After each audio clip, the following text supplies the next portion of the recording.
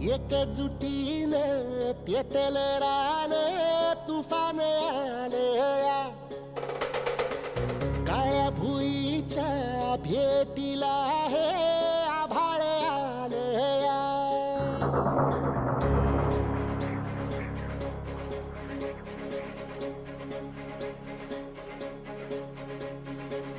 एकजुटीनं पेटल रान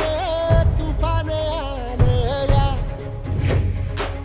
काळ्या भुईच्या भेटीला हे आभाळ आलया ढेगाळ माय मातीच्या ह्या डोळ्यात जागली आस घेऊन हात हातामंदी घेतला लेकरांनी ध्यास लई दिसानी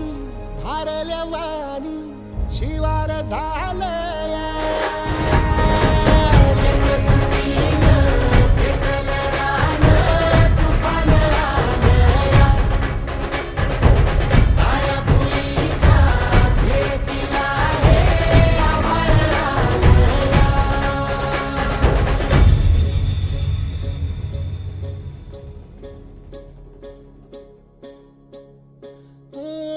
पिचलेला इझलेला टाहो कधी न कुणा कळला तळमळलीस तू करपुनी हिरवा पदर तुझा जळला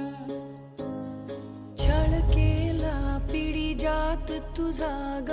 उखडून वनराई आणि एका शेतकऱ्याची बायको आहे. महत्वाचं म्हणजे एका शेतकऱ्याशी लग्न करून ज्या दिवशी मी लग्न केलं त्या दिवशी माझा नवरा शेतकरी होता. त्याच्यानंतर ते नोकरीला लागले, परंतु त्यांना नोकरी आवडली, त्यांना समाजकारणाची आणि राजकारणाची जरा जास्त आवड आहे. त्याच्यामुळे त्यांनी नोकरी सोडून शेतीकडे वळले आणि मला त्यांनी सांगितलं की भावना तुला काय वाटतं नोकरी सोडतो. मी म्हटले मी नोकरी करून तुमच्याशी लग्न केलंच नव्हतं, कारण मी शेती बघून गेलं होतं आणि गाडी आईची सेवा करत